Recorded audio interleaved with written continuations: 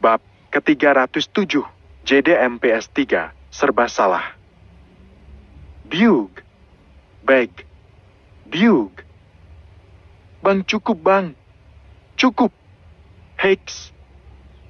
Azahra memeluk Aoyama dari belakang sembari terisak. Pakai bajumu, bentak Aoyama. Azahra yang tersadar kalau saat ini dia hanya mengenakan handuk, segera membuka lemari dan memakai baju piyama yang dia temukan sesuai apa yang dia lihat dengan matanya. Sementara Aoyama masih memukuli Ryuji. Suaminya itu tidak memberikan Ryuji kesempatan membela diri, karena setiap ingin bicara Ryuji akan mendapat pukulan di wajahnya. Abang berhenti. Heks. Kali ini Azahra memeluk Aoyama dari depan.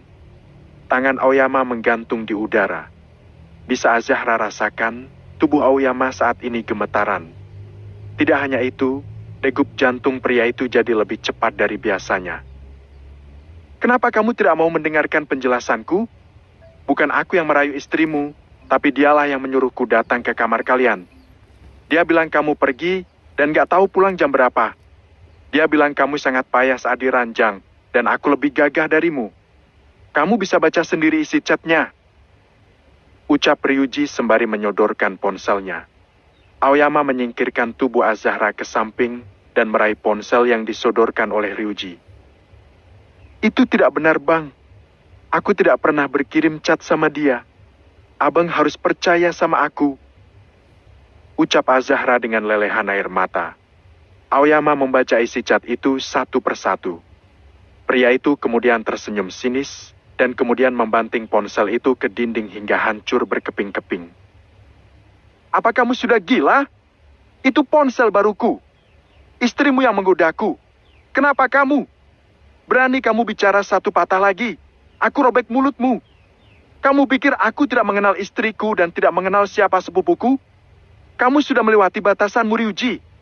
Aku tidak akan menjebloskanmu ke penjara, tapi sebagai gantinya angkat kakimu dari rumahku.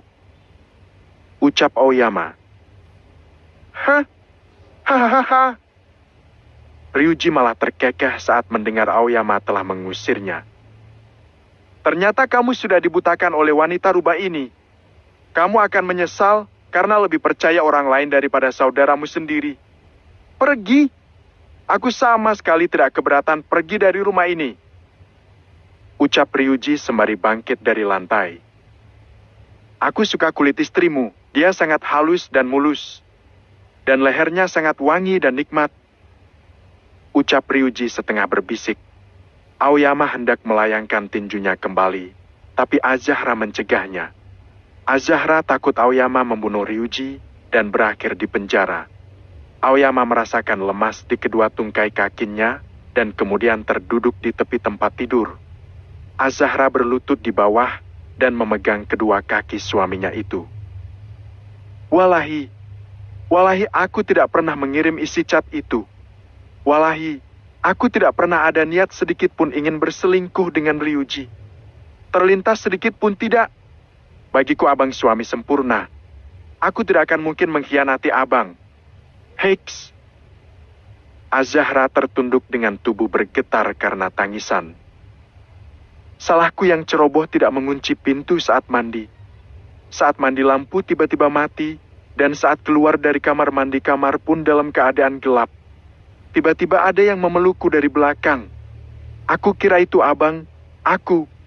Bagaimana mungkin kamu tidak bisa membedakan itu suamimu atau bukan? Mana mungkin?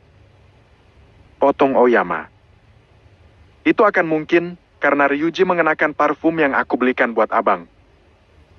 Jawaban Azahra membuat Aoyama terdiam.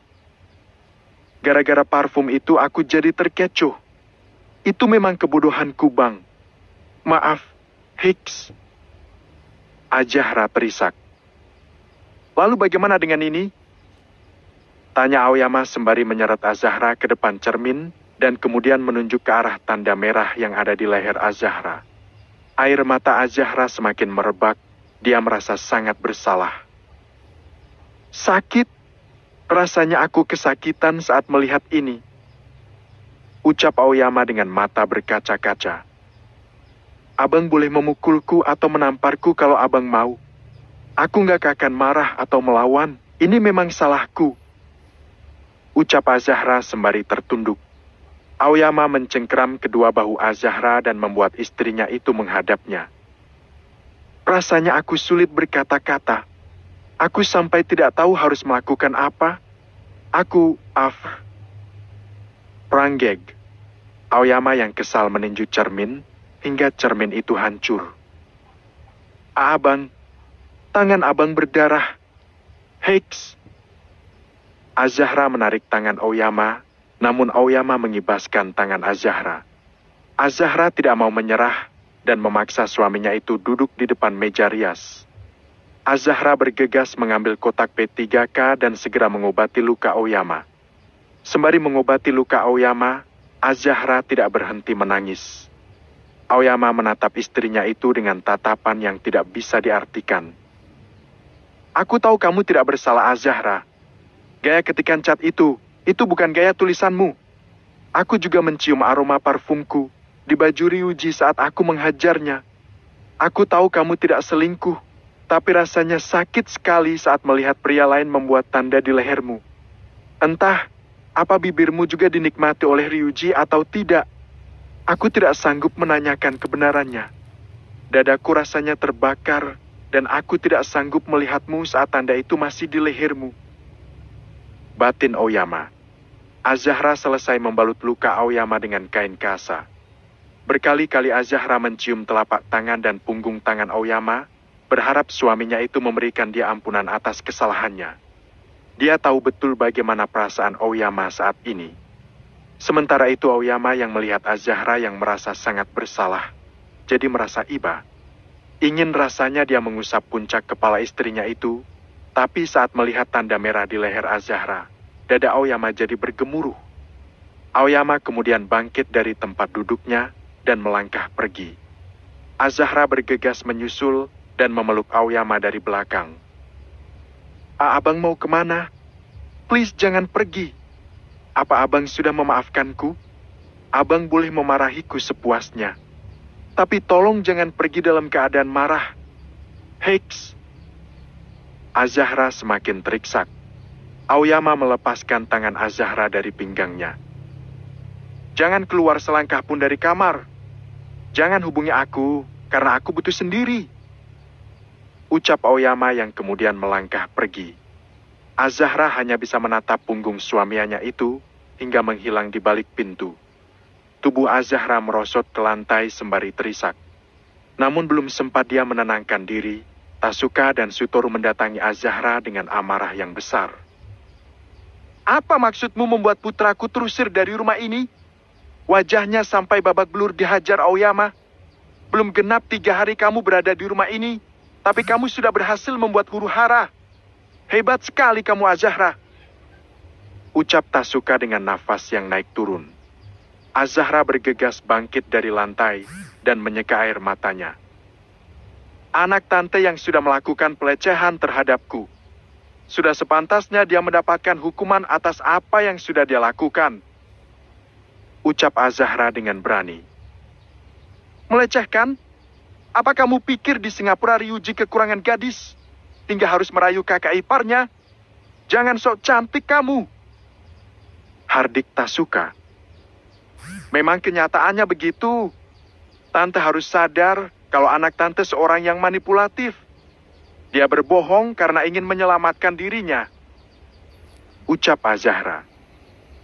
Wancang! Hardik Tasuka sembari hendak melayangkan tangannya ke arah wajah Azahra. Tapi Azahra segera menangkisnya. Maaf tante, tante tidak pantas melakukan hal ini terhadap nyonya rumah ini. Saya tidak kasar terhadap tante, bukan karena saya takut atau tidak bisa melakukannya. Tapi saya menghargai tante dan om sebagai pengganti orang tua Aoyama. Ucap Azahra sembari menghempaskan tangan Tasuka. Bagus kalau kamu tahu. Jangan kamu pikir Aoyama akan lebih memilihmu daripada keluarganya. Wanita cantik banyak di dunia ini. Keponakanku akan mencampakkanmu kalau sudah tahu belangmu. Ucap Tasuka. Maaf. Sebaiknya om dan tante keluar saja dari kamarku. Suasana hatiku sedang tidak baik. Aku takut hilaf, ucap Azahra. Dasar jalang tidak sopan. Aoyama pasti sudah buta karena menikahi wanita arogan sepertimu, umpat Tasuka. Sudah lama, lebih baik kita mengantar Ryuji ke tempat barunya, ucap Sutoru sembari merangkul pundak istrinya. Azahra segera menutup pintu setelah Sutoru dan Tasuka keluar dari kamarnya. Azahra kemudian duduk di depan meja rias dan menatap cermin yang hanya tinggal separuh, karena separuhnya sudah hancur berantakan. Azahra meraba tanda merah yang ada di lehernya, dan dia jadi merasa jijik pada dirinya sendiri. Kamu sangat bodoh, Azahra. Kamu sudah mengecewakan suamimu. Air mata Azahra kembali meleleh. Ingin rasanya Azahra menghubungi suaminya, tapi dia langsung teringat akan pesan Aoyama yang tidak memperbolehkannya menghubungi suaminya itu. Waktu semakin berlalu. Saat ini waktu sudah menunjukkan pukul 2 dini hari, namun Aoyama sama sekali belum pulang. Azahra jadi gelisah dan sama sekali tidak bisa tidur. Sementara itu, Aoyama yang sebenarnya sudah pulang dari menemui partner bisnisnya, memilih tidur di ruang kerja. Dan sama seperti Azahra, pria tampan itu sama sekali tidak bisa tidur. Imam? Mata Azahra perlahan terbuka dan tidak mendapati Aoyama di kamar itu. Tempat tidur itu tampak rapi, yang artinya tidak ada yang menidurinya tadi malam. Krukik. Perut Azahra berbunyi. Diraihnya ponsel, dan dia melihat waktu sudah menunjukkan pukul 9 pagi. Azahra bergegas meraih handuk dan masuk ke dalam kamar mandi.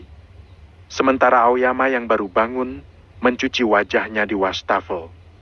Setelah itu, dia langsung turun ke bawah untuk sarapan. Apa Nyonya Muda sudah sarapan? Tanya. Aoyama sembari mengoleskan selai di 2 lembar roti. Belum Tuan Muda. Bahkan Nyonya Muda melewatkan makan malamnya tadi malam. Jawaban pelayan membuat Aoyama menghentikan tangannya yang hendak menyuap. Pria tampan itu jadi teringat saat dirinya memberikan perintah agar Azahra tidak keluar dari kamarnya selangkah pun. Bawakan dia sarapan ke kamarnya. Kalau dia bertanya tentangku, katakan saja aku belum pulang, ucap Aoyama. Baik Tuan, jawab pelayan. Pelayan tahu kondisi majikan di rumahnya itu sedang dalam keadaan tidak baik. Tapi mereka tidak berani buka mulut dan hanya melaksanakan sesuai perintah. Saat pelayan mengetuk pintu, wajah Azahra semeringah karena mengira itu adalah Aoyama. Namun wajahnya mendadak murung saat tahu itu adalah pelayan. Apa Tuan Muda belum pulang? Tanya Azahra. Belum Nyonya. Ini saya bawakan sarapan buat Nyonya, ucap pelayan. Terima kasih. Tapi bawa saja turun ke bawah. Nanti saya akan makan kalau sudah lapar, ujar Azahra. Tapi Nyonya nanti Nyonya sakit. Semalam Nyonya sudah melewatkan makan malam, ucap pelayan. Tidak masalah. Saya bersedia sakit kalau itu membuat suamiku pulang, ucap Azahra dengan mata berkaca-kaca. Aoyama menyandarkan kepalanya ke dinding saat mendengar ucapan Azahra. Tapi dia benar-benar belum siap bertemu Azahra saat ini. Saya mohon jangan persulit saya, Nyonya. Nanti Tuan Muda bisa pecat saya kalau Nyonya tidak makan, ucap pelayan. Baiklah, letakkan saja di atas meja. Nanti akan saya makan, ucap Azahra. Pelayan kemudian meletakkan makanan di atas meja, lalu keluar dari kamar itu. Sementara Aoyama masuk setelahnya untuk mandi dan berganti pakaian. Abang sudah pulang? Tanya Azahra dengan wajah semeringah. Ya, jawab Aoyama singkat. Abang sudah mandi? Aku siapin air hangat ya, ucap Azahra. Tidak perlu. Nanti aku siapkan sendiri, ucap Aoyama sembari melepas pakaian. Kenapa ada makanan di dalam kamar? Makan dengan benar. Apa kamu ingin melihat suamimu susah hati lagi? Tanya Aoyama yang membuat kepala Azahra menggeleng dengan mata berkaca-kaca. Azahra menggenggam kedua tangan Aoyama dan menciumnya. Matanya menatap mata Aoyama dan kemudian masuk ke dalam pelukan suaminya itu. Tidak masalah abang marah-marah sama aku, asal abang jangan mendiamkanku. Aku nggak bisa kalau abang seperti itu. Dadaku rasanya sesaj. Aku benar-benar minta maaf sama abang. Aku nggak bermaksud menyakiti hati abang. Walahi, aku cuma mencintai abang. Gak akan ada pria lain selain abang. Abang bilang sama aku harus apa agar abang memaafkan aku? Heiks. Mata Azahra sudah membengkak karena terlalu sering menangis. Azahra, ada baiknya kamu kembali dulu ke London. Ucapan Aoyama seperti sambaran petir bagi wanita cantik itu. Azahra melerai pelukannya dan menatap mata suaminya. Abang mengusirku? Tanya Azahra yang membuat Aoyama menelan ludahnya. Bukan mengusir, tapi kita harus sama-sama introspeksi diri. Jawab Aoyama. Azahra tersenyum, namun air matanya seperti air hujan yang berjatuhan ke bumi. Azahra tidak berkata apa-apa lagi. Dirinya merasa salah, tapi di saat bersamaan dia juga merasa terluka. Aoyama menengadahkan wajahnya ke atas dengan mata terpejam. Sementara Azahra bergegas mengisi kopernya dengan pakaian dan kemudian mengganti pakaian yang dia pakai. Aoyama duduk di tepi tempat tidur dengan membelakangi Azahra. Setelah berkemas, Azahra menghampiri Aoyama dan meraih tangan suaminya untuk dia cium punggung tangannya. Aku pergi. Ucap Azahra yang kemudian langsung berbalik badan. Air mata Azahra merebak membasahi wajahnya. Sementara Aoyama tatapannya jadi kosong, tanpa ada niat mencegah kepergian Azahra. Sesampai di bawah, Azahra bertemu dengan Tasuka dan juga Sutoru. Tasuka terkekeh saat melihat Azahra menyeret koper sembari menangis. Sudah aku katakan, Aoyama pasti akan memilih keluarganya daripada kamu. Pertengkaran sesama saudara itu sudah biasa. Tidak lama lagi Ryuji pasti akan dipanggil lagi. Ucap Tasuka. Azahra tidak menggubris ucapan Tasuka. Dia memilih keluar dari rumah itu secepat yang dia bisa. Serak. Aoyama melihat kepergian Azahra dari jendela kamar. Air mata pria itu menetes di pipinya. Karena kesal dengan dirinya sendiri, Aoyama menarik gorden yang dia pegang, hingga semuanya runtuh. Aoyama juga mengacak-acak kamar itu seperti orang gila. Bayang-bayang saat dirinya bercinta dengan Azahra membuat dirinya bertambah menderita. Sementara itu Azahra yang sudah berada dalam taksi, segera menghubungi Deki. Mendengar Azahra terisak sebelum bicara, Deki sudah bisa menebak kalau kekhawatirannya sudah terjadi. Ada apa? Katakan dengan jelas. Ucap Deki. Bang, aku sudah membuat kecerobohan besar. Azahra kemudian menceritakan kronologi kejadian yang membuat Deki menggeram karena marah. Aku harus bagaimana sekarang, Bang? Aoyama sepertinya masih marah sama aku. Bagaimana kalau dia sampai menceraikan aku? Heiks, aku nggak bisa kehilangan dia, Bang. Heiks. Azahra terisak. Kamu kalau ngomong jangan sembarangan. Apa yang dilakukan Aoyama sudah benar. Lebih baik kalian introspeksi diri dulu. Biarkan Aoyama menenangkan diri. Dia tahu kamu tidak bersalah, makanya dia hanya menyuruhmu kembali ke London. Kalau aku berada di posisi Aoyama, aku pasti melakukan hal yang sama juga. Kamu harus bersabar, nanti biar abang yang bicara sama Aoyama. Ucap Deki. Jadi aku harus kemana, Bang? Ke London? Apa pulang saja ke rumah? Tanya Azahra. Pulang saja ke London. Jangan sampai orang tuamu tahu masalah ini. Nanti jadi bahan pikiran mereka. Jawab Deki. Aku mengerti. Ucap Azahra. Azahra dan Dekipan mengakhiri panggilan itu. Deki kemudian menghubungi Aoyama, namun tidak diangkat oleh pria itu. Ping, ping, ping. Deki kemudian mengirimkan potongan video kejadian saat peresmian Mall Az-Zahra. Aoyama meraih ponselnya dan melihat isi chat yang dikirimkan oleh pria berkursi roda itu. Aoyama mengerutkan dahinya saat melihat rekaman CCTV mall yang memperlihatkan Ryuji bersama seorang pelayan sedang berbincang di dekat toilet. Setelah Aoyama membaca keterangan dari Deki, barulah dia mengerti maksud dari rekaman CCTV itu. Malam peresmian, Ryuji dengan sengaja menyuruh pelayan mencampurkan obat perangsang di minuman Az-Zahra dengan tujuan ingin mempermalukan Az-Zahra. Beruntung percakapan itu didengar oleh Zaki yang sedang berada dalam toilet, hingga kami berhasil menggagalkan usahanya itu. Kami kemudian menyarankan Az-Zahra agar mengadukan hal ini padamu, tapi dia melarang kami dan menolak saran ibunya.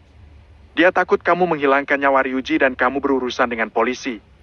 Dia takut hubungan persaudaraanmu dengan Ryuji hancur dan rela mengorbankan dirinya. Yama, aku tidak akan mengatakan adikku itu suci tanpa cacat. Tapi aku bisa menjamin 1000% kalau Az-Zahra wanita yang baik dan bermoral tinggi. Dia tidak mungkin berzina dengan Ryuji yang tidak ada apa-apanya jika dibandingkan denganmu. Az-Zahra sangat mencintaimu dan menjunjung tinggi pernikahan kalian. Chat Deki. Aku tahu, aku hanya butuh menenangkan diri. Balas Aoyama. Bagus, tapi jangan biarkan masalah berlarut-larut. Aku bisa merasakan kalau Az-Zahra sangat menderita karena sikapmu padanya. Maaf kalau aku boleh minta izin, apa aku boleh menghabisi Ryuji? Dia berani menyentuh adikku, mati lebih pantas bagi dia. Balas Deki.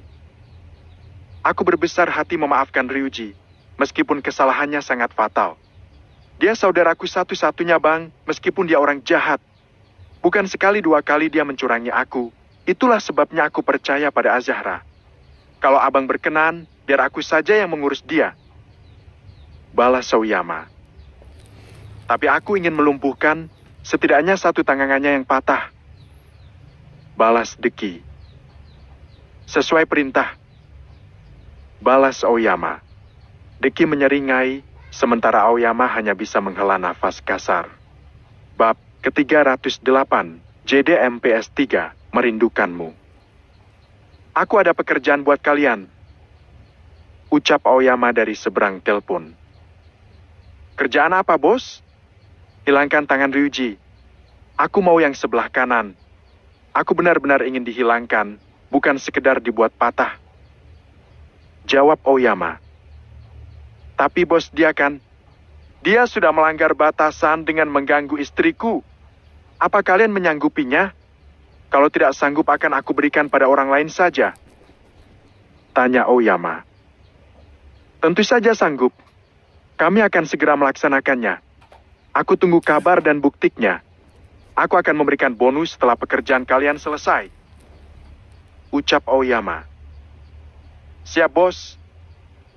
Aoyama kemudian mengakhiri panggilan itu secara sepihak. Pria tampan itu membereskan semua kekacauan yang sudah dia buat pada kamarnya. Aoyama melihat ada selembar kertas yang tergeletak di lantai, dan dia pungut untuk dimasukkan ke dalam tong sampah.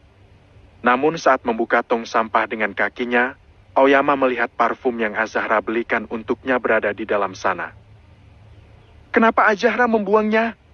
Apa ini Ryuji yang melakukannya? Gumam Aoyama. Aoyama mengeluarkan parfum itu. Melihatnya dia jadi teringat lagi dengan Az-Zahra. Apa yang sudah aku lakukan? Aku sudah tahu kalau Az-Zahra tidak salah, tapi malah menyuruhnya pergi karena cemburu. Kamu benar-benar kekanakan, Aoyama. Padahal kelakuanmu sebelum menikah lebih parah dan menjijikan. Tapi Az-Zahra mau menerimamu apa adanya. Ucap Aoyama. Aoyama segera menghubungi nomor ponsel Az-Zahra, namun nomornya sama sekali tidak bisa dihubungi. Sementara Az-Zahra saat ini sedang dibawa burung besi mengudara menuju London. Sepertinya dia sudah berangkat. Gumam Aoyama. Aku harus segera menyelesaikan pekerjaanku di sini dulu, dan setelah itu menetap di London sampai dia lulus. Ucap Aoyama. Aoyama mengemasi pakaiannya ke dalam koper. Setelah selesai dirinya bergegas mandi dan kemudian pergi untuk menyelesaikan pekerjaannya. Aoyama harus menitipkan usahanya pada orang yang benar-benar dapat dia percaya. Halo bos, sapa orang yang sudah Aoyama suruh untuk melakukan hal yang dia perintahkan. Bagaimana? Tanya Aoyama di seberang telepon. Semua sudah beres sesuai perintah. Ada di mana dia sekarang? Tanya Aoyama. Kami mengirimnya ke rumah sakit, sementara potongan tangannya kami buang ke laut. Bagus. Aku akan transfer uangnya. Kalian bisa kabur keluar kota untuk sementara waktu. Ucap Aoyama. Makasih bos. Aoyama mengakhiri panggilan itu dan segera mentransfer uang untuk anak buahnya itu. Setelah menyelesaikan pekerjaannya, Aoyama bergegas pulang ke rumah. Namun baru saja pintu rumahnya terbuka, sebuah tamparan keras mendarat di pipi Aoyama. Aoyama menoleh ke arah Tasuka, yang wajahnya sudah dipenuhi dengan air mata. Ryuji mungkin bersalah mengganggu istrimu. Tapi selama ini juga kamu bukan orang suci yang tidak pernah bermain wanita. Kenapa kamu terlalu memperhitungkannya dengan kejam? Ryuji lebih muda 4 tahun darimu. Kenapa kamu memberikan hukuman yang terlalu kejam untuk darah dagingmu sendiri? Hex. Tasuka terisak. Bagaimana tante bisa membenarkan suatu tindakan yang jelas-jelas itu salah? Tanya Aoyama. Kenapa pula kamu jadi orang yang munafik setelah menikahi wanita itu? Selama ini kamu juga sering melakukan kesalahan. Apa pernah tante memberimu hukuman? Tante selalu memberikanmu kasih sayang yang tidak kamu dapatkan dari orang tuamu. Tapi apa balasannya? Kamu merenggut tangan Ryuji dengan kejam. Tangan adalah dunianya. Bagaimana kamu bisa sekejam itu dengan darah dagingmu sendiri? Tanya Tasuka. Seharusnya tante lebih tahu kenapa aku bisa melakukan semua itu. Kalau Ryuji menganggapku keluarganya, menganggapku kakaknya, harusnya dia tidak boleh melakukan hal itu. Beruntung aku cepat datang, kalau aku terlambat sedikit saja. Istriku sudah disantap oleh dia. Dan lebih parahnya lagi dia sama sekali tidak merasa bersalah dan malah memfitnah istriku. Jawab Aoyama. Kamu percaya begitu saja dengan ucapan istrimu itu? Kamu lebih percaya orang yang baru kenal daripada saudaramu sendiri? Saudara macam apa kamu? Tanya Tasuka. Justru aku mengenal Ryuji dengan baik, makanya Ryuji pantas mendapatkan karmanya. Ucap Aoyama yang membuat Tasuka bertambah berang. Tasuka hendak melayangkan tangannya kembali, namun segera ditangkis oleh Aoyama. Berhenti mengintimidasiku lagi. Jangan dikira selama ini aku tidak tahu apa yang kalian lakukan di belakangku. Aku tahu betul apa yang kalian lakukan. Keruklah hartaku selagi kalian bisa. Karena setelah anakku lahir nanti, aku tidak akan mengizinkan kalian lagi tinggal di rumahku. Ucap Aoyama. Oh, jadi inilah definisi manusia nggak tahu diri. Sejak kecil kamu aku ambil dari rumah kematian itu, dan aku besarkan dengan tanganku sendiri. Aku merawatmu dengan susah payah, sementara kamu memperhitungkan apapun yang aku makan dan aku ambil dari rumah ini. Ujar Tasuka. Aoyama tersenyum sinis. Karena sudah lama dia memaklumi sikap keluarganya selama ini terhadapnya. Hanya tante sendiri yang tahu seberapa banyak yang tante ambil dariku. Selama ini aku diam, bukan aku tak tahu apa yang sudah kalian lakukan di belakangku. Aku pikir diamnya aku. Kalian bisa mengerti kalau aku membiarkan kalian dalam tahap wajar. Tapi semakin aku diam, kalian semakin memanfaatkan aku. Ucap Aoyama. Apa maksudmu? Tanya Tasuka yang lagi-lagi membuat Aoyama tersenyum. Apa perlu bersandiwara lagi? Aku sudah berada dalam tahap muak. Tanya Aoyama. 8. Kalau kamu bicara sembarangan lagi, aku dan keluargaku akan angkat kaki dari rumah ini. Ucap Tasuka. Aku rasa itu memang jalan terbaik saat ini. Mungkin sudah saatnya aku melepaskan kalian, agar kalian bisa mandiri. Aku sangat berterima kasih, karena kalian sudah merawat dan membesarkanku. Mungkin dengan kita berpisah, kita tidak saling menyakiti lagi. Soal tangan Ryuji, aku akan membelikannya tangan palsu kalau dia mau. Ucap Aoyama. Kamu, aku tidak punya banyak waktu lagi. Aku harus segera menemui istriku dan menyelesaikan semua kekacauan yang Ryuji buat untuk rumah tanggaku. Tante ikut aku ke ruang kerja. Ucap Aoyama sembari melangkah pergi. Tasuka dan Shutoru mengekor di belakang Aoyama hingga mereka masuk ke dalam ruang kerja keponakannya itu.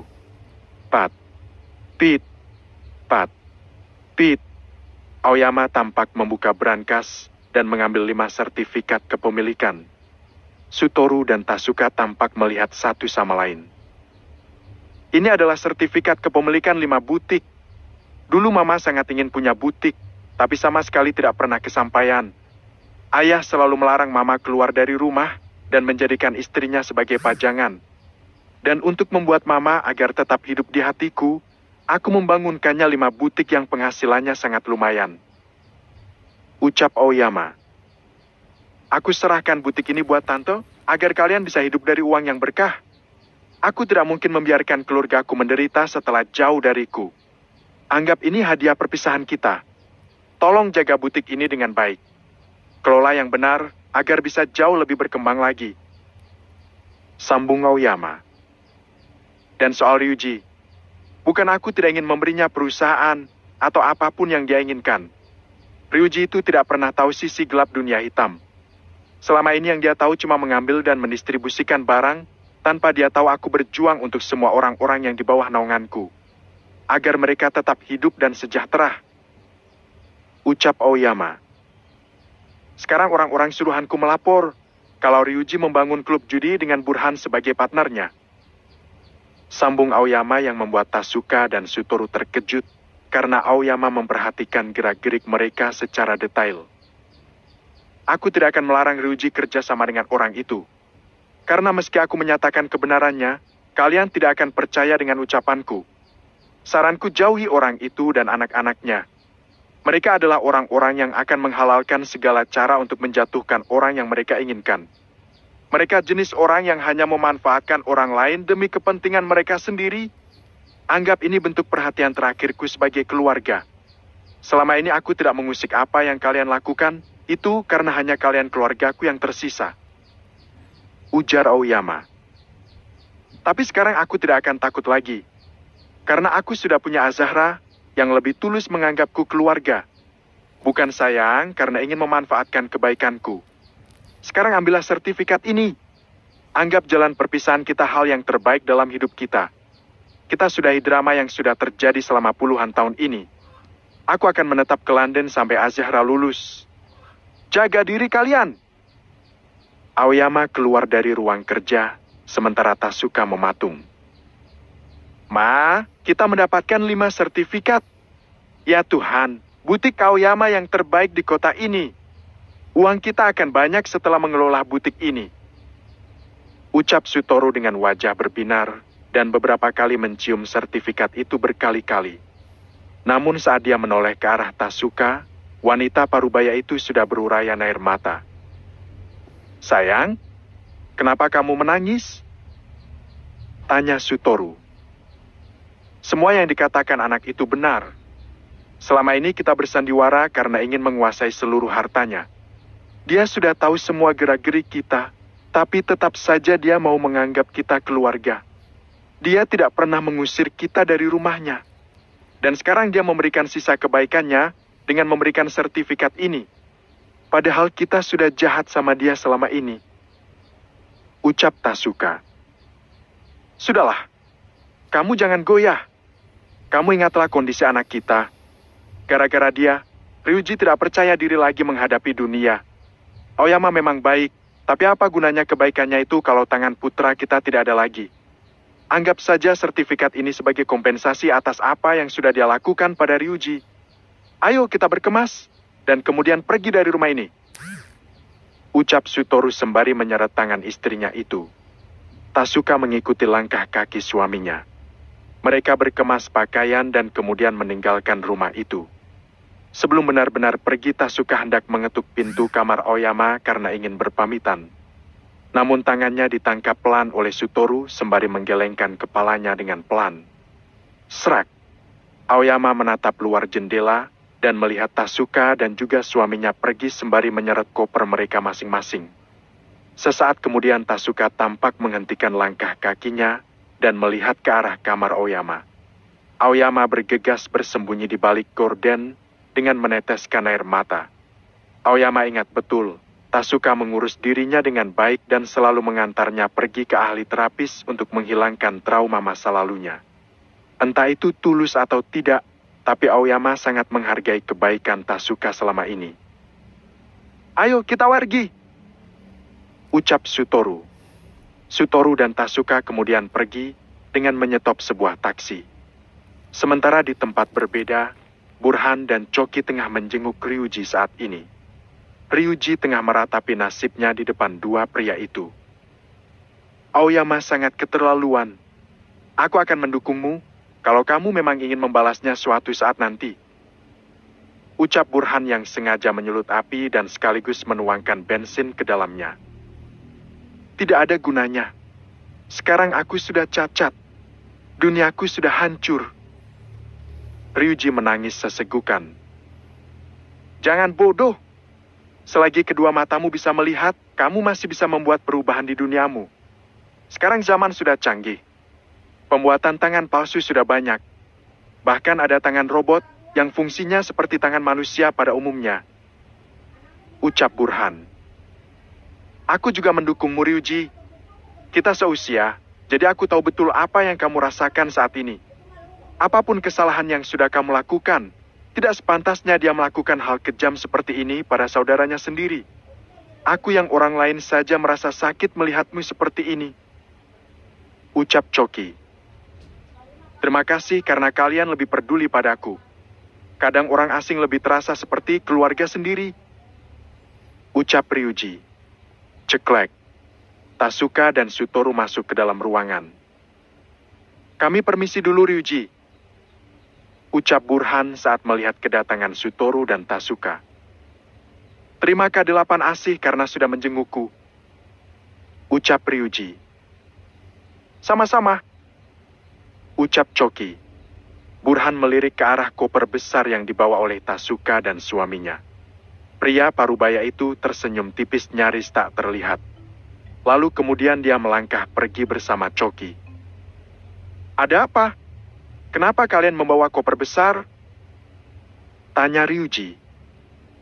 Kami memutuskan pergi dari rumah itu dan ingin tinggal bersamamu," Tasuka memotong ucapan suaminya.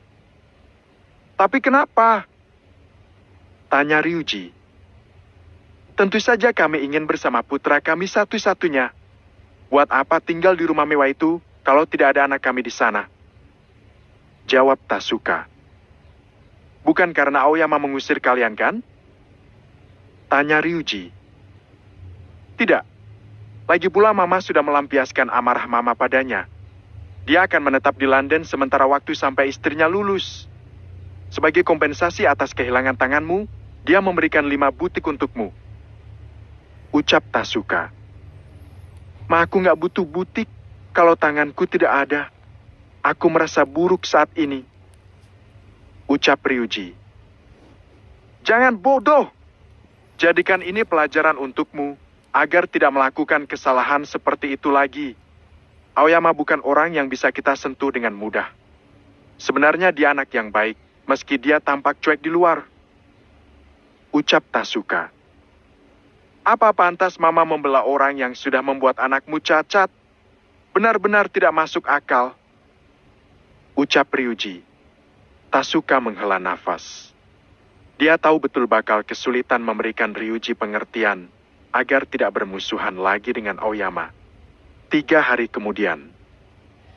"Cek kakak, kenapa nomor ponselnya masih tidak bisa dihubungi? Apa dia marah dan tersinggung karena aku menyuruhnya pergi ke London?"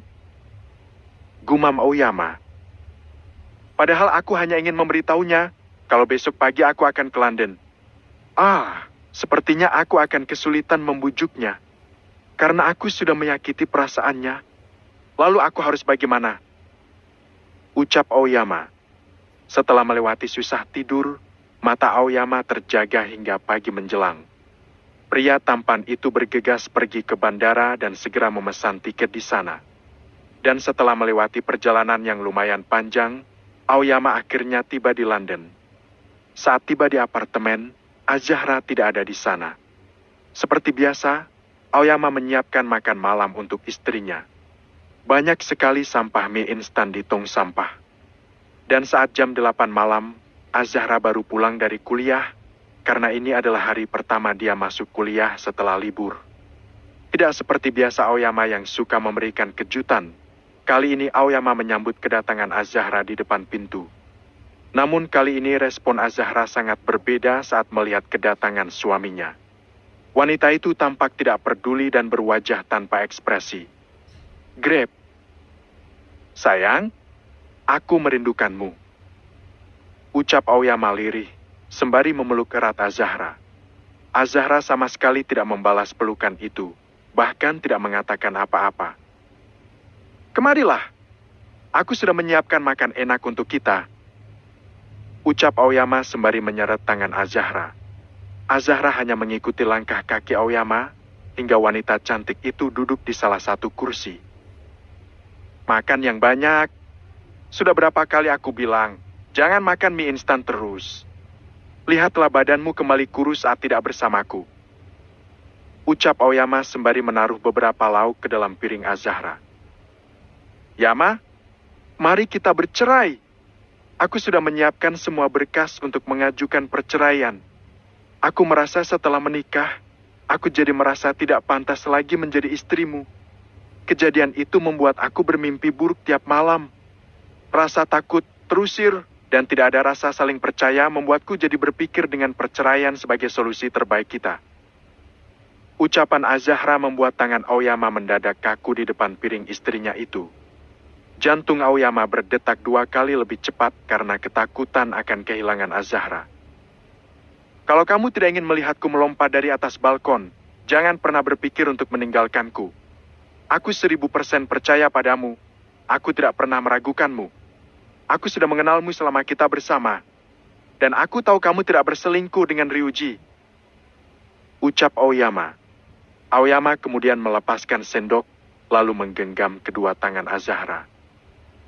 "Aku minta maaf atas sikapku yang kasar. Kamu tidak tahu sebesar apa aku mencintai dan menyayangimu, Azahra. Kamu ingin meninggalkanku, maka kamu ingin membunuhku. Lalu apa lagi yang mau kamu tunggu?" Aoyama kemudian bangkit dari tempat duduknya dan mengambil sebilah pisau tajam dari dapur. "Ambil pisau ini dan kamu hujamkan langsung ke jantungku. Dengan begitu mungkin kamu akan mau memaafkan aku," ucap Aoyama sembari menyodorkan pisau di hadapan Azahra. Azahra memalingkan wajahnya dengan air mata yang sudah meleleh di pipinya. Aoyama menghela nafas dan kemudian meletakkan pisau di atas meja. Tangan Aoyama meraih kedua sisi wajah istrinya itu dan kemudian menghapus air mata Azahra. "Sepertinya aku sangat menyakiti hatimu. Kamu begitu marah hingga ingin menceraikan aku," ucap Aoyama. "Itu karena abang tidak mencintaiku lagi," ucap Azahra.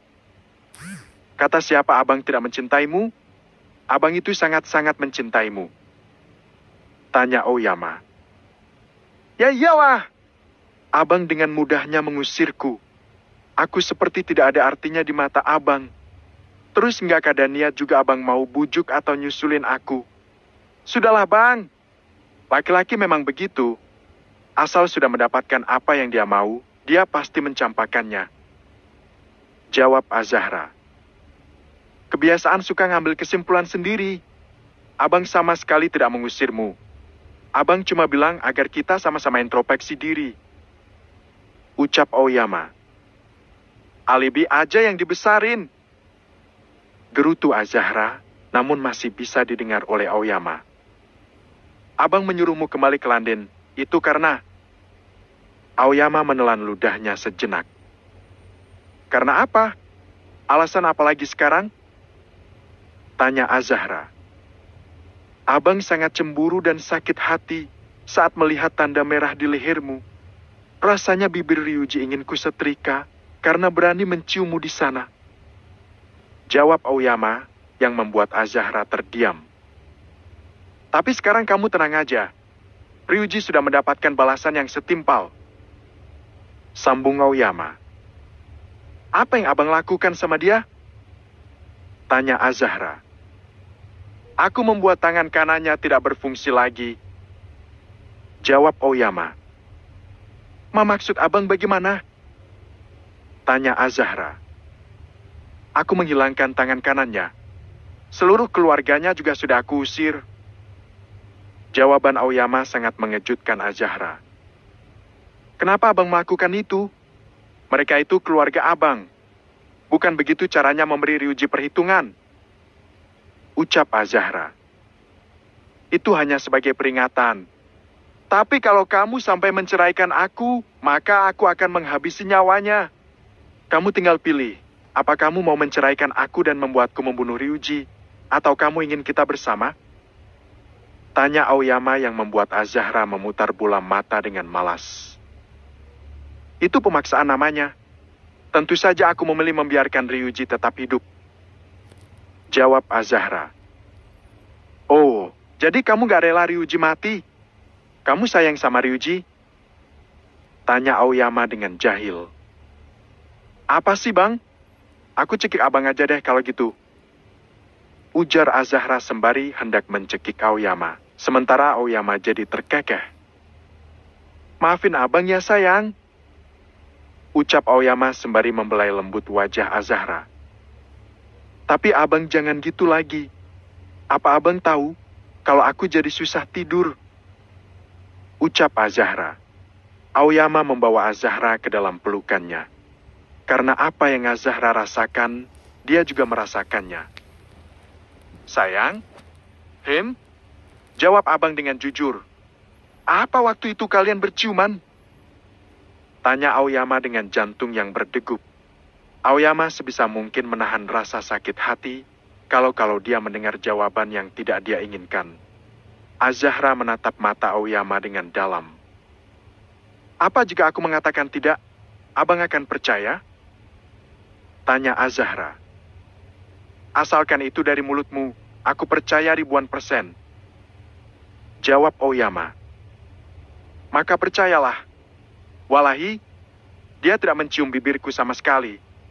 Dia hanya mencium leherku. Andai kata dia mencium bibirku, tentu aku tidak bodoh sampai tidak mengenali ciuman suamiku sendiri. Ucap Azahra. Aoyama menghela nafas lega. Sesaat kemudian dia meraup bibir Azahra untuk menumpahkan kerinduan yang sejak lama bersarang di dada. Bab ke-309, JDMPS 3 menyambut anggota baru. Beberapa bulan kemudian. Haf, hege. Ayo terus. Dorong dari perut ya, Bu. Ucap dokter. Najla berusaha terus mengedan. Dia ingin segera melihat bayinya yang sangat lama dia nantikan. Keringat sebesar biji jagung membasahi dahinya, meskipun ruangan itu sudah memiliki pendingin ruangan. Ayo sayang, semangat. Kamu pasti bisa. Ucap Aska. Aska menggenggam erat tangan Najla. Degup jantungnya saat ini sangatlah kencang. Ini adalah pengalaman pertama dalam hidupnya. Tentu saja dia sangat mengkhawatirkan Najla yang sedang berjuang mempertaruhkan nyawa. Dan setelah melalui proses yang panjang, Najla akhirnya berhasil mengeluarkan seorang bayi perempuan yang cantik. Sementara itu, seluruh keluarga Abdullah yang menunggu di luar terlihat bahagia saat mereka mendengar suara tangis bayi dari arah dalam. Akhirnya, aku jadi seorang opa buyut lagi. Ucap Reki dengan binar bahagia. Dan aku juga sudah menjadi seorang opa. Ucap Steve. Jadi nggak sabar nunggu Azahra lahiran juga. Ucap Aisyah. Emang sekarang sudah berapa usia kehamilan Azahra? Tanya Amira. Baru 16 minggu. Jawab Aisyah. Di antara kalian, akulah yang akan menjadi oma paling muda. Sekarang usia kandungan Adiba sudah 20 minggu. Aku sudah nggak sabar menyambut kelahiran cucuku. Ucap Ajeng. Nanti saat mendekati jadwal lahiran, kamu harus ke Kairo. Mereka masih kecil semua dan tidak punya pengalaman sama sekali. Mereka akan kebingungan kalau nggak ada yang bimbing. Ucap Anissa. Ya Umi. Jawab Ajeng. Ceklek. Mereka semua menoleh ke arah pintu saat seorang perawat membawa seorang bayi mungil nan cantik. Ayahnya sudah mengadzaninya. Sekarang kami akan membawa bayinya ke ruang inkubator untuk dihangatkan sejenak. Ucap perawat. Silakan. Ucap Reki. Perawat itu kemudian membawa bayi itu ke ruang inkubator. Setelah menunggu cukup lama, Najla akhirnya dipindahkan ke ruang perawat, sementara keluarga Najla sudah menunggu di ruang VVIP. Selamat ya nak. Sekarang kamu sudah jadi seorang ibu. Umi turut bahagia buat kalian berdua. Ucap Aisyah sembari memberikan pelukan untuk Najla. Duh, aku jadi berdebar-debar menanti kelahiran anakku bulan depan. Ucap Regen. Iya sama. Rasanya seperti mau jatuh dari ketinggian. Timpal Falhan. Tidak berapa lama kemudian seorang perawat membawa bayi ke dalam ruangan yang tak lain anak dari Najla dan Aska. Jadi siapa nama anak kalian? Apa kalian sudah mempersiapkannya? Tanya Reki. Aska terdiam. Najla melirik ke arah suaminya. Perkara nama dia dan Aska memang belum mempersiapkannya. Pasalnya Aska jadi tidak percaya diri karena merasa dirinya tidak memiliki hubungan darah dengan Steve. Dia bingung harus memberikan nama belakang pada anaknya dengan sebutan siapa. Ada apa? Kalian belum mempersiapkannya? Tanya Reki. Apa aku boleh memberi nama belakang anakku dengan nama Bunat? Tanya Aska yang menatap Steve dan Dirim secara bergantian. Tentu saja. Nama belakangmu juga Bunat. Kamu bisa memberikan nama Bunat di belakang nama putrimu. Jawab Dirim yang membuat Aska tersenyum. Aku akan memberi nama putriku Azla Putri Bernat. Jawab Aska. Nama yang bagus. Papa setuju. Ucap Steve. Di bulan-bulan berikutnya, lahir pula anak dari Regen dan Najwa. Disusul juga oleh Seina dan Falhan. Begitu juga di bulan-bulan selanjutnya Regina, Adiba dan Azahra juga melahirkan anak-anak yang sehat. Ada yang unik dari Abdullah bersaudara ini. Mereka semua melahirkan seorang anak perempuan. Dan saat ini mereka sedang berada di rumah sakit, karena Azahra baru saja melahirkan di Rumah Sakit Internasional Jakarta. Aoyama menyetujui keinginan Azahra yang ingin melahirkan di dekat orang tuanya. Terlebih dia juga tidak mengerti cara mengurus bayi dan juga orang sehabis melahirkan. Jadi bagaimana nih Big Papa? Semua sepupumu sudah menikah dan memiliki anak. Azahra bahkan sudah lulus dan memiliki anak juga. Kamu masih belum kelihatan hilalnya juga? Tanya Reki. Belum. Jawab Deki dengan santai. Lalu bagaimana dengan gadis yang bernama Jovanka itu? Apa dia belum lulus juga? Bukankah dia seharusnya lulus bersamaan dengan Azahra? Tanya Reki. Mampus. Bagaimana cara Mas Diki bisa lolos kali ini? Batin Amar. Tahu nih, jangan-jangan si Jovanka itu gadis dalam khayalan Bang Deki. Sampai sekarang kira nggak tahu seperti apa bentukannya. Apa matanya ada dua? Apa lubang hidungnya ada dua? Timpal Regen. Amar. Ucap Deki. Ya Mas, kapan jadwal kita ke Kalimantan lagi? Tanya Deki. Tanggal 1 Mas. Ada? Ya aku sudah ingat pertemuanku dengan Jovanka kan? Aku kesana akan melamar dia secara pribadi terlebih dahulu. Ucap Deki yang langsung memotong ucapan Amar. Benarkah? Kenapa kita tidak langsung melamar sekeluarga saja? Tanya Reki. Setuju. Oma juga sudah tidak sabar ingin melihat calon cucu menantu. Timpal Anissa. Kenapa Mas Diki menggali kuburan sendiri? Dan bisa-bisanya dia bersikap santai seolah tidak terjadi apapun. Bagaimana cara dia mengelak dari kebohongan yang dia ciptakan sendiri? Batin Amar. Aku tidak ingin mempermalukan kalian kalau sampai mereka menolakku. Terus terang aku belum pernah menemui orang tua Jovanka. Aku takut mereka langsung menolakku karena melihat kekuranganku. Kalau Jovanka bisa menerima aku apa adanya, tapi belum tentu dengan keluarganya. Ucap Deki. Keluarga Sultan dari mana yang tidak mau menerima pangeran berharga keluarga Abdullah? Tanya Reki yang membuat Deki jadi menghela nafas panjang. Kita sama-sama tahu apa alasan dibalik itu semua. Kita tidak bisa memaksa semua orang agar bisa suka sama kita. Aku sadar kekuranganku di mana.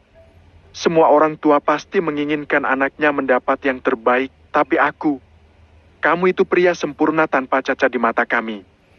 Siapapun gadis yang menolakmu pasti akan rugi. Potong Reki. Deki tersenyum mendengar ucapan Reki. Terima kasih karena kalian selalu mendukungku dalam segala hal. Terima kasih karena aku sudah dianggap sempurna. Tapi tetap saja yang harus menilaiku itu orang lain. Berhenti membohongi diri sendiri dengan mengatakan akulah yang terbaik dari yang lain. Aku tahu itu hanya kalimat menghibur. Tapi abang ucapkan banyak terima kasih.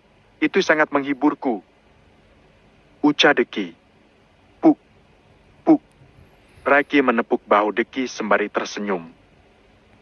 Berusahalah untuk menaklukkan hati gadis itu maupun keluarganya. Kalau nanti mereka memang tidak setuju, maka kamu harus menepati janji untuk dijodohkan dengan gadis pilihan Opa.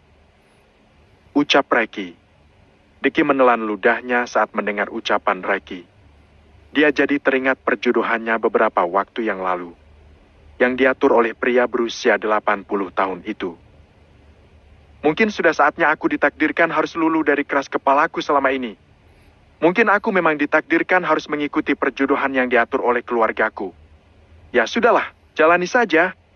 Aku tidak peduli kalau pernikahanku hanya bertahan selama sehari atau 1 jam. Yang penting aku sudah menuruti apa kata keluarga. Batin Deki. Baiklah, aku setuju.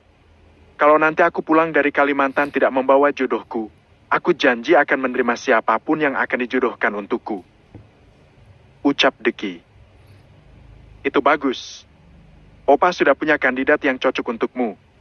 Kali ini dia mendekati sempurna. Hanya saja dia lebih tua 2 tahun darimu. Tapi kamu tidak usah khawatir. Bodinya dijamin langsing, tidak seperti gapura kecamatan. Hidungnya mancung, bibirnya tipis, kulitnya putih, dan matanya sangat indah. Profesinya dia seorang dokter ahli bedah plastik. Ucap Reki.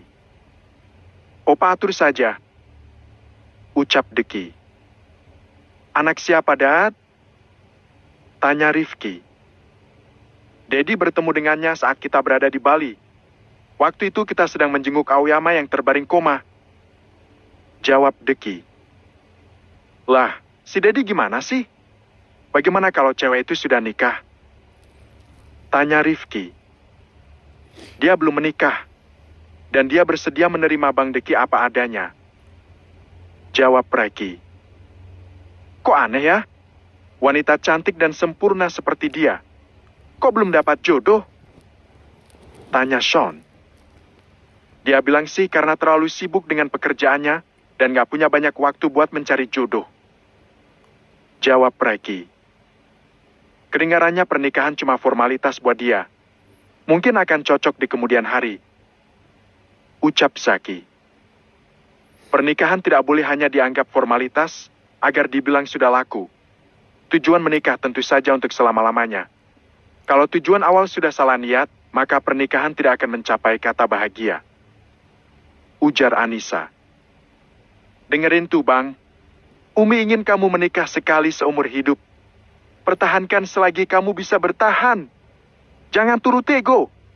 Kesalahan pasangan yang kecil jangan dibuat jadi besar hanya untuk dijadikan alasan sebagai bahan perceraian. Umi pengen kamu bisa mencintai istrimu dengan segala kekurangan dan kelebihan dia. Ucap Kanza. Ya Umi, insya Allah aku akan selalu mendengarkan apa yang dikatakan oleh kalian. Ucap Deki.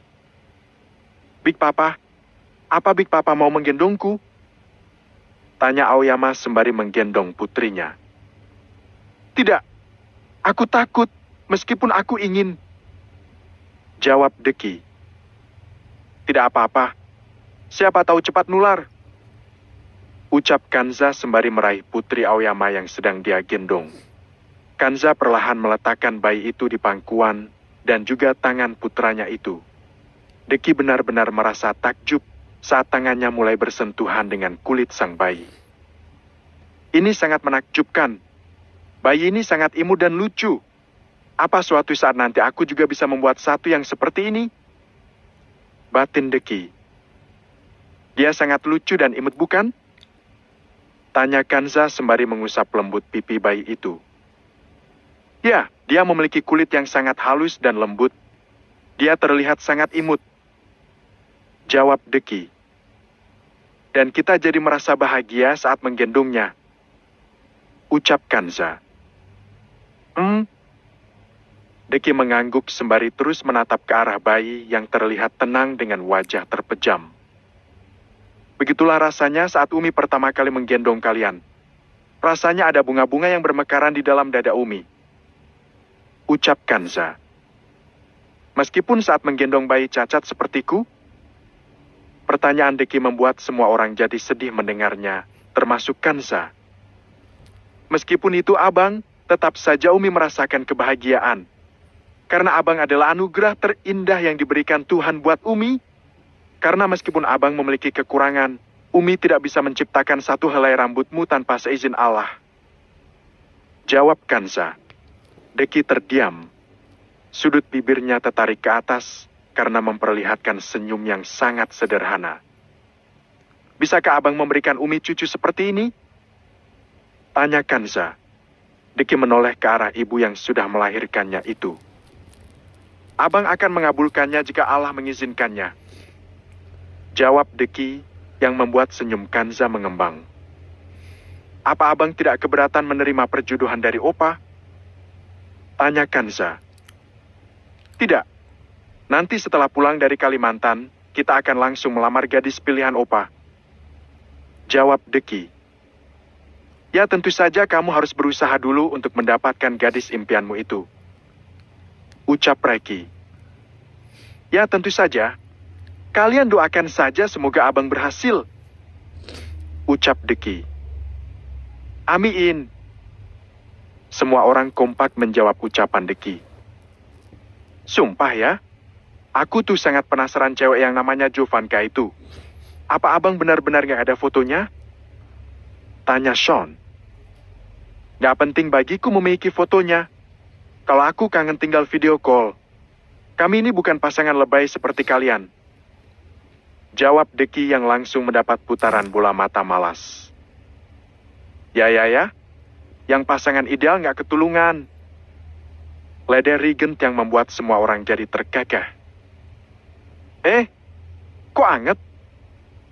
Deki merasakan ada sesuatu yang membuat pahanya terasa hangat. Kenapa? Tanya Kanza saat melihat wajah Deki tiba-tiba berubah jadi tegang. Coba Umi gendong dia. Kenapa pahaku tiba-tiba terasa hangat? Jawaban Deki membuat semua orang kembali terkekeh. Pasalnya mereka tahu bayi itu sudah mengencingi Big Papanya.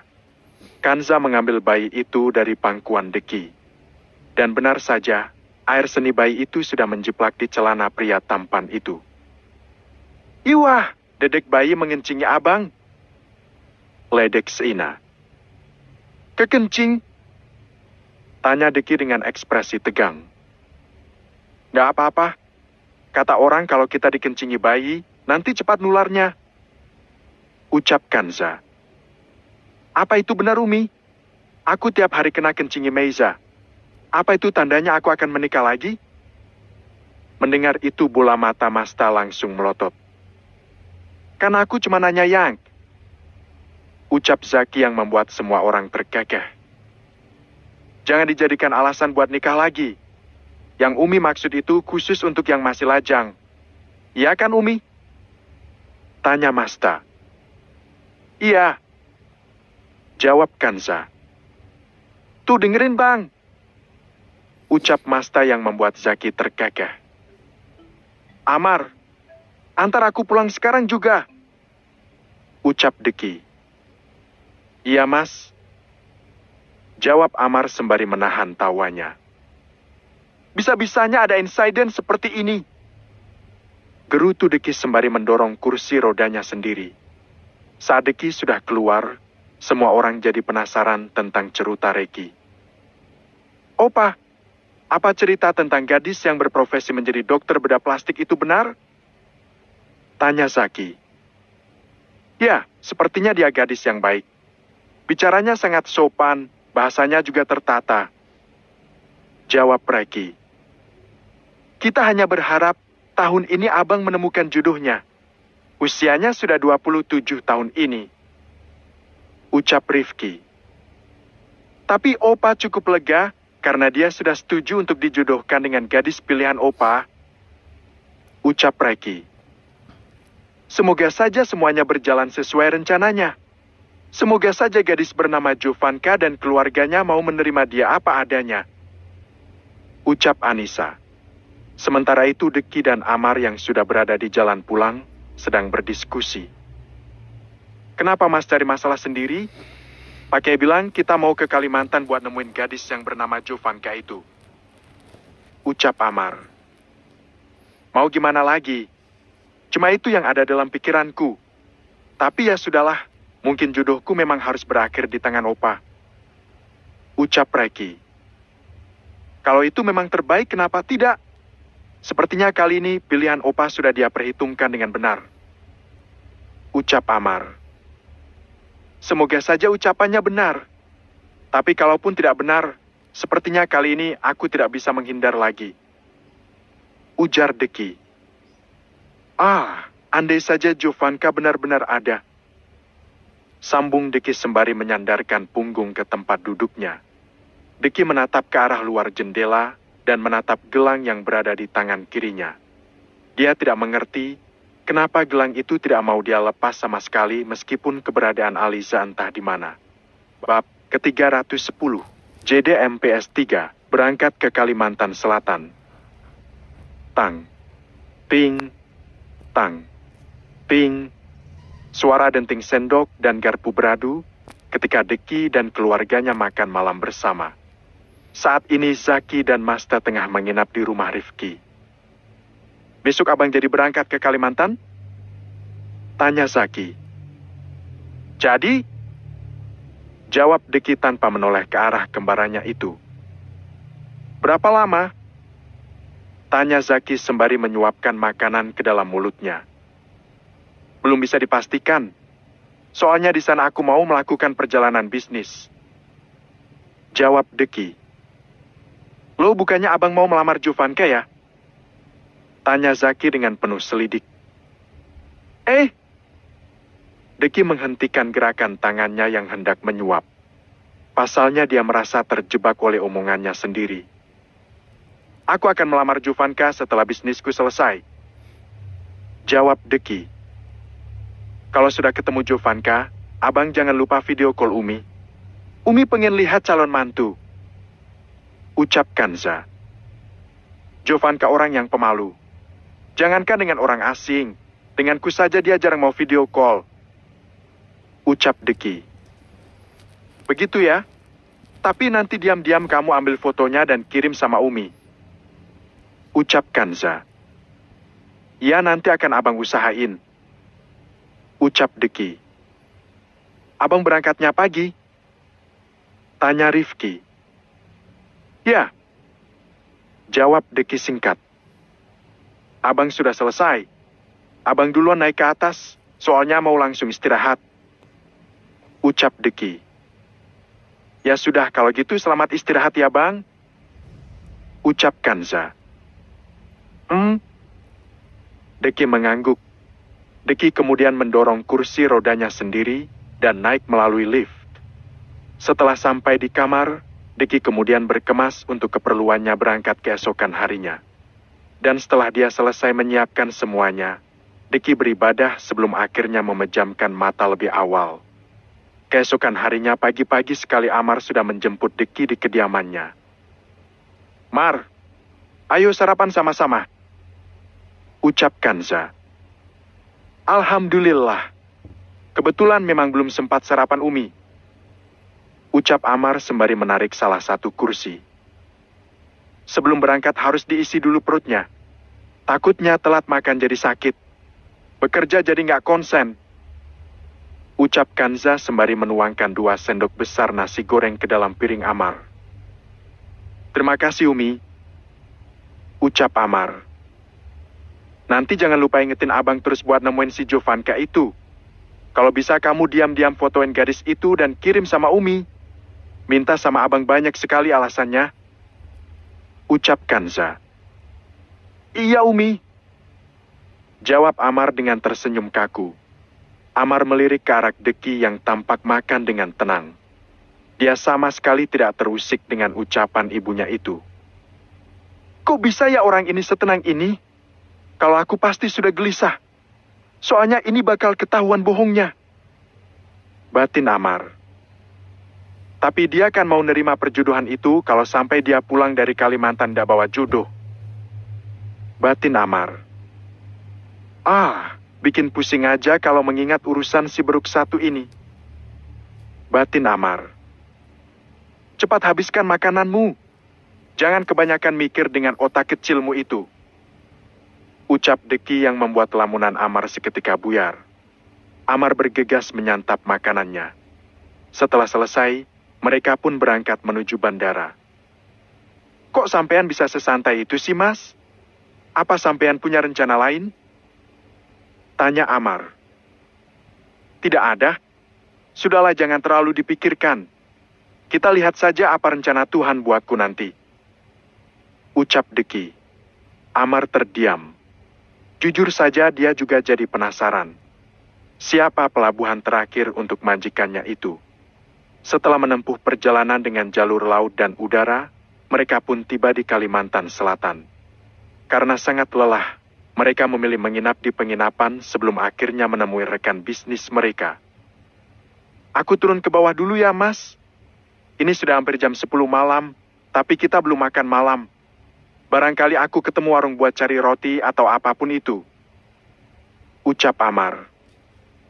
Ya, beli apa aja, asal ada makanan. Jangan lupa air mineral yang banyak. Ucap Deki. Oke. Jawab Amar. Amar kemudian keluar dari kamar itu untuk mencari warung terdekat. Setelah menemukan apa yang dia cari, Amar pun kembali lagi ke kamar hotel untuk menikmati roti dan air mineral yang dia temukan untuk mengganjal perut. Setelah itu barulah mereka memutuskan untuk tidur. Pring, pring. Baru saja hendak terlelap, ponsel Deki tiba-tiba berdering. Yami? Suara Deki terdengar berat di telinga Kanza. Apa abang sudah sampai?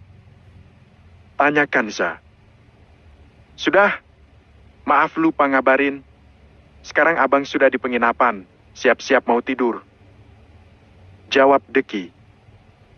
Syukurlah kalau begitu. Jaga diri baik-baik ya anak.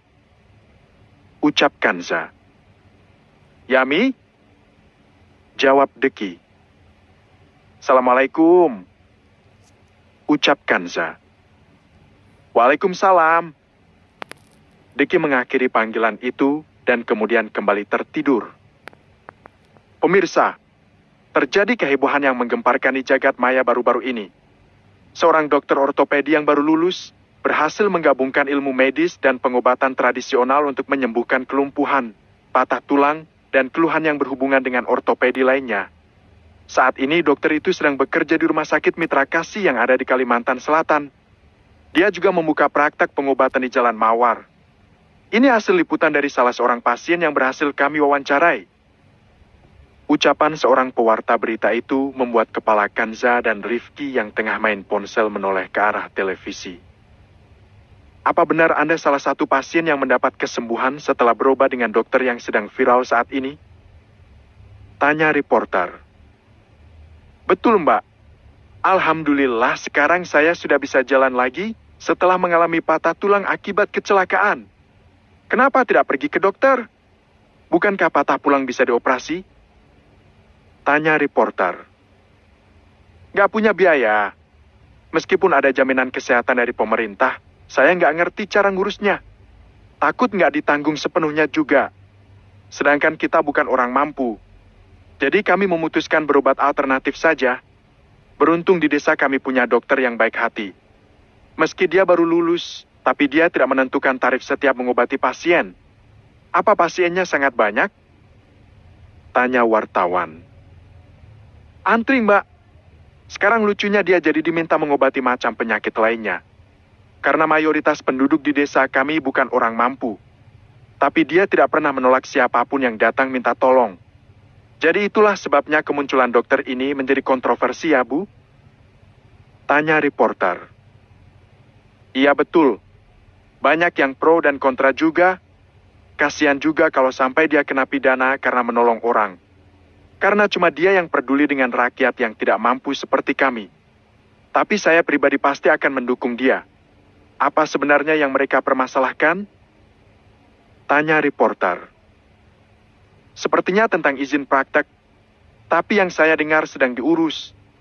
Itulah banyak warga yang kecewa, karena sekarang dokternya membatasi pasien berdasarkan jenis penyakit. Jadi dia hanya mengambil pasien yang sesuai dengan profesinya saja saat ini. Memang sebelumnya pasien apa saja yang pernah datang minta pertolongan dokter itu? Tanya reporter. Bermacam-macam, Mbak. Bahkan ada yang minta tolong melahirkan. Tapi itu kan memang bukan wewenang dia. Bagaimana menurut Anda sebagai ibu-ibu yang pernah melahirkan? Tanya reporter. Orang-orang yang mempermasalahkannya, itu karena mereka tidak tahu saat kejadian pasien sudah berada dalam posisi pembukaan ke-9.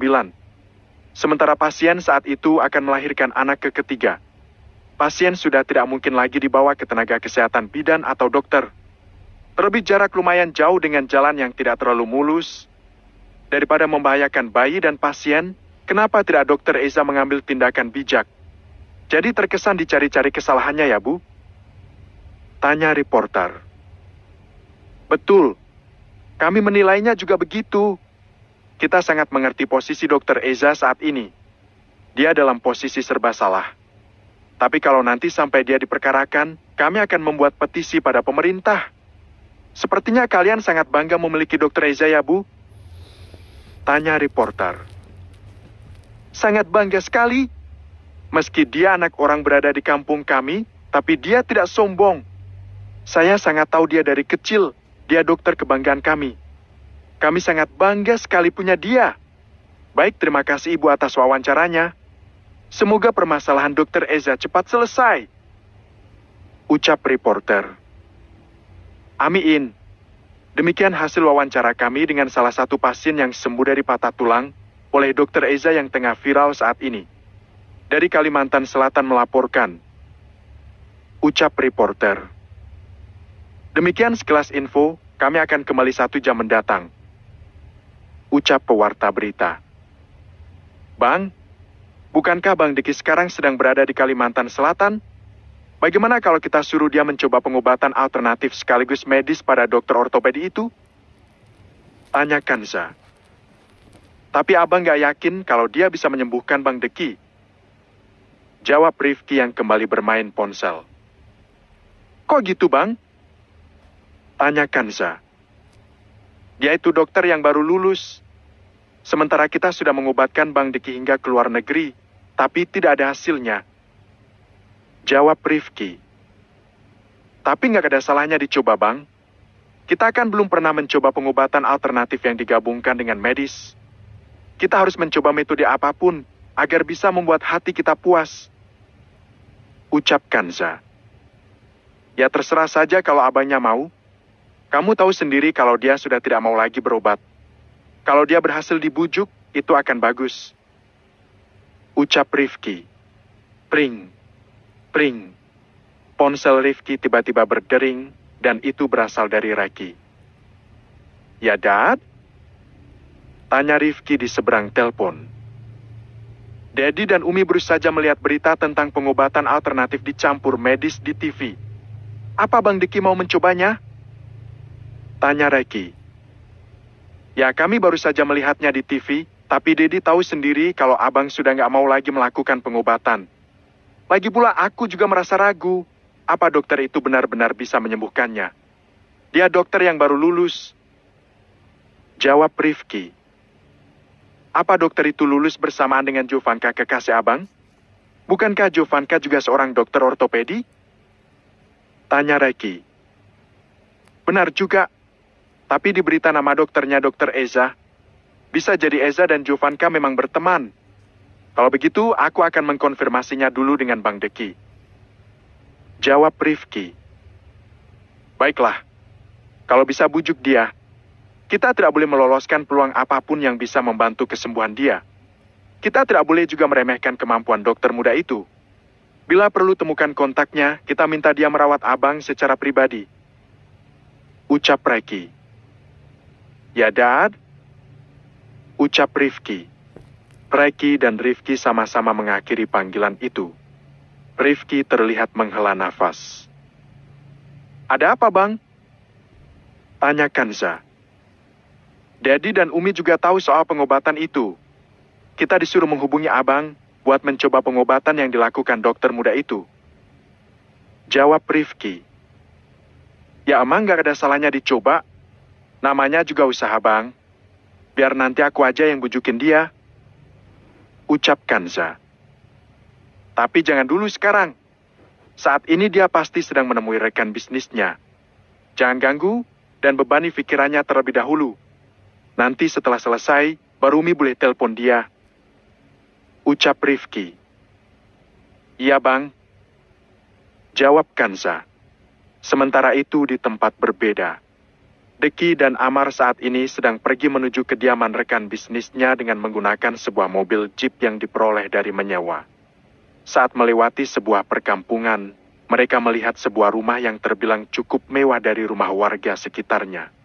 Yang di sampingnya terdapat sebuah rumah kayu yang sedang ramai dikunjungi oleh banyak warga. Mereka lagi apa ya? Kok ramai-ramai begitu? Tanya Amar. Mungkin ada pembagian sembako. Jawab Deki asal. Sepertinya bukan, Mas. Di situ ada tulisan balai pengobatan.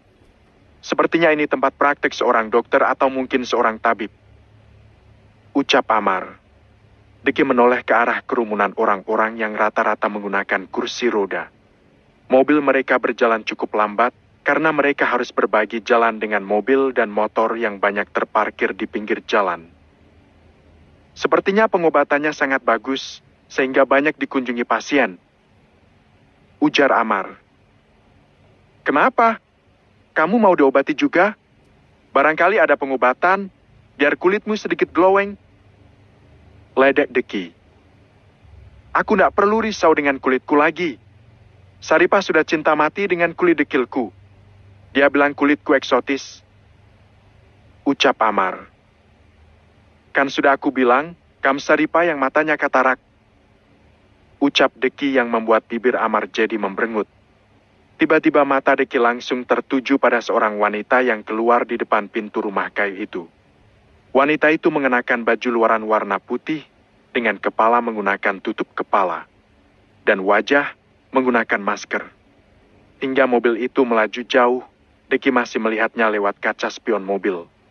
Wanita itu tampak mengatupkan kedua tangan sembari berbicara.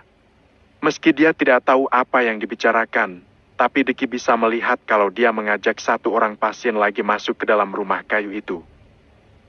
Ngomong-ngomong, kita mau sampai berapa hari di sini, Mas? Tanya Amar. Sampai bisnis selesai. Tapi sepertinya aku butuh sedikit hiburan sebelum akhirnya menikah dengan jodoh pilihan Opa. Jawab Deki. Kok nada sampean kayak sedih gitu?